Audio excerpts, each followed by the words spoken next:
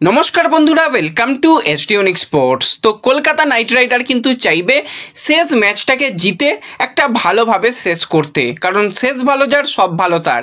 এই বছরে আইপিএলটা মোটেই ভালো যায়নি নাইট বাহিনীর জন্য। শেষ ম্যাচটা জেতা, তার সাথে পরের আইপিএলের প্ল্যানিং তৈরি করা, বেশ কিছু নতুন প্লেয়ারকে সুযোগ দেওয়া, সেটাই কিন্তু করা উচিত এই ম্যাচের জন্য। তো হায়দ্রাবাদকে হারানোর জন্য কিন্তু একটা অন্যরকম পরিকল্পনায় নাইট বাহিনী যেতে চলেছে। সেখানে বেশ কিছু বিধ্বংসী প্লেয়ারকে কিন্তু আমরা দেখতে পেতে চলেছি। কি পরিকল্পনা রয়েছে এই ম্যাচ নিয়ে আমরা কথা বলে নেব এই ভিডিওতে।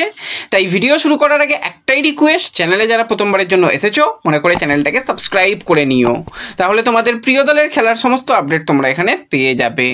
তো কলকাতা নাইট রাইডারের কাছে কিন্তু শেষ ম্যাচ, এবং শেষ ম্যাচটা নাইট বাহিনী অবশ্যই চাইবে যে আমরা জিতে শেষ করতে, কারণ এই বছরটা তাদের জন্য খুব একটা ভালো যায়নি। কোনো ম্যাচে ভালো খেলেছে তো তারপরের ম্যাচটাই কিন্তু তারা খারাপভাবে হেরে গেছে। তো সেক্ষেত্রে কিন্তু কলকাতা নাইট রাইডার 25শে মে খেলতে চলেছে হায়দ্রাবাদের মুখোমুখি। আর এই হায়দ্রাবাদকে কিন্তু এই বছরে আইপিএলে যথেষ্ট ভালোভাবে কলকাতা হারিয়েছিল। হায়দ্রাবাদের বিরুদ্ধেই কিন্তু কলকাতা সবসময় ভালো খেলে এসেছে। আমরা দেখেছি যেখানে কিন্তু কলকাতা প্রথমে ব্যাটিং করেছিল, সেই ব্যাটিং করে কিন্তু কলকাতা 200 রান করেছিল, আর হায়দ্রাবাদকে 120 রানেই কিন্তু আটকে দিয়েছিল। তো অবশ্যই এই ম্যাচটাও একটা ইন্টারেস্টিং ম্যাচ হবে। এবং আমরা লাস্ট ইয়ার আইপিএল ফাইনালেও দেখেছিলাম হায়দ্রাবাদ তারা যথেষ্ট বিধ্বংসী দল থাকলেও কলকাতার সামনে কিন্তু তারা একদমই দাঁড়াতে পারে না।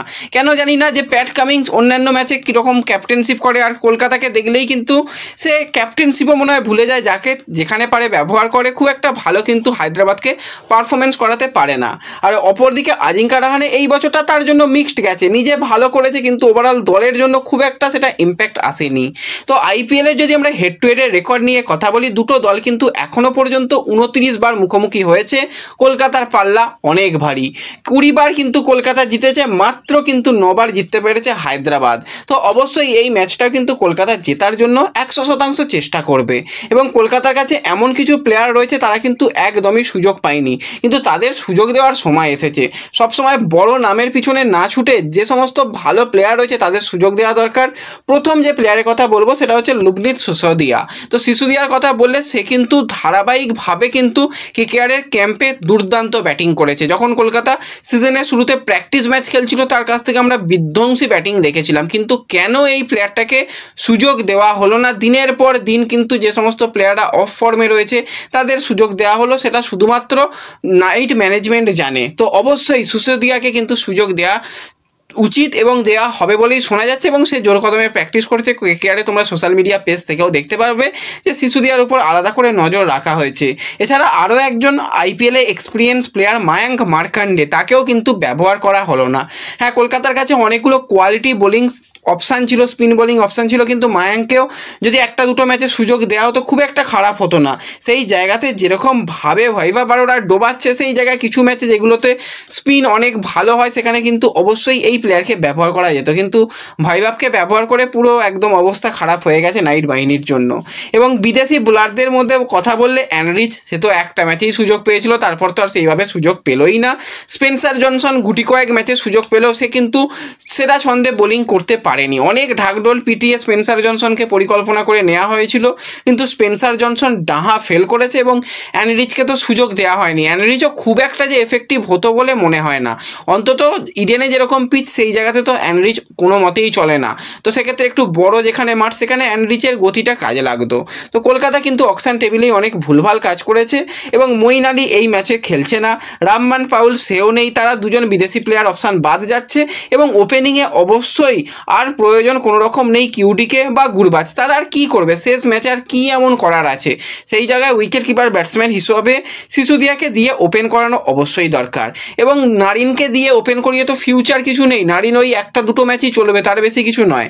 সেই জায়গায় যদি একটা কোয়ালিটি ওপেনার দরকার হয় সেক্ষেত্রে কিন্তু আঙ্ক্রিস রঘুবংশী সে কিন্তু খুবই ভালো ওপেনিং অপশান হতে পারে, তাকে ব্যবহার করা যেতে পারে। এছাড়া ভাইস ক্যাপ্টেন 24 কোটির প্লেয়ার, তাকেও কিন্তু ওপেনিংয়ে নিয়ে আসা যেতে পারে, কিন্তু সেটা হলে দুজনই কিন্তু বাঁহাতি হয়ে যাবে। একটা ডানহাতি বাঁহাতি কম্বিনেশন রাখার জন্য সিসোদিয়ার সঙ্গে কিন্তু অবশ্যই রঘুবংশীকে ব্যবহার করা দরকার। নাম্বার 3-এ কিন্তু রাহানে, নাম্বার 4-এ কিন্তু অবশ্যই ভেঙ্কটেশ আয়ার। টপ 4 কিন্তু এটা হওয়া উচিত। এবং যদি একটু তাড়াতাড়ি উইকেট পড়ে যায় 10-12 ওভারের মধ্যে কিন্তু রাসেলকে কিছুটা উপরের দিকে আনা দরকার। এবং ভেঙ্কটেশ কিন্তু অবশ্যই হায়দ্রাবাদের বিরুদ্ধে জ্বলে ওঠে। ভেঙ্কটেশও চাইবে যে শেষ ম্যাচে এমন কিছু করে দেখাতে যাতে সারা বছরের যে তাকে নিয়ে এত সমালোচনা হলো তার কিছুটা হলেও ভালো কিছু করার চেষ্টা করবে। এবং মাঝখানে যদি কথা বলি, সেখানে রিঙ্কু রয়েছে, রাসেল রয়েছে, তাদেরই ব্যবহার করা হবে। সুনীল নারিনকে দরকার নেই, একটু শেষের দিকে ব্যবহার করা হোক। বোলিং অপশান হিসাবে কিন্তু এই ম্যাচের জন্য যথেষ্ট ভালো বোলিং অপশান হতে পারে ভাইভা বারোরা, কারণ হায়দ্রাবাদের কাছে বেশ কিছু বাঁহাতি ব্যাটসম্যান রয়েছে, তাদের বিরুদ্ধে কিন্তু আরোরা শুরুতে উইকেট তুলে নিতে পারে। এবার যদি আমরা স্পিনারদের মধ্যে কথা বলি, বরুণ চক্রবর্তী তো নিঃসন্দেহে ভালো প্লেয়ার। বরুণকে যদি মনে করা হয় যে এই ম্যাচটা খেলানো হবে না, ঠিক আছে বরুণকে রেস্ট দেওয়া হোক, সেক্ষেত্রে কিন্তু অবশ্যই সেই জায়গায় মায়াঙ্ক মার্কান্ডেকে ব্যবহার করার একটা চিন্তাভাবনা থাকতে পারে। হার্ষিদ রানাকেও ব্যবহার করে কি হবে, সেই জায়গায় যদি সাকারিয়াকে একটা ম্যাচে সুযোগ দেওয়া হয়, এমন কিছু খারাপ অপশান হবে না। এই অপশানগুলো ভাবতে হবে। এবং অবশ্যই পরের বছর আইপিএলের পরিকল্পনার মধ্যে কিন্তু সিসোদিয়াকে যদি তৈরি করে নেওয়া যায়, প্লেয়ারটার মধ্যে কোয়ালিটি রয়েছে, এবং তাকে যদি একটা ম্যাচে সুযোগ দেওয়া হয়, তাহলে কিন্তু অবশ্যই কেকেআরের জন্য ভালো হবে। হারা জেতার মধ্যে তো আর কোনো রকম পার্থক্য নেই, কারণ প্লে অফের রাস্তা পুরোপুরি বন্ধ হয়ে গেছে।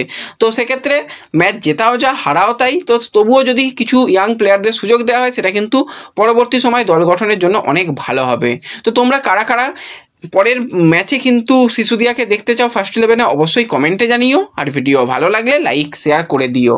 তো দেখা হবে পরবর্তী ভিডিওতে। ধন্যবাদ।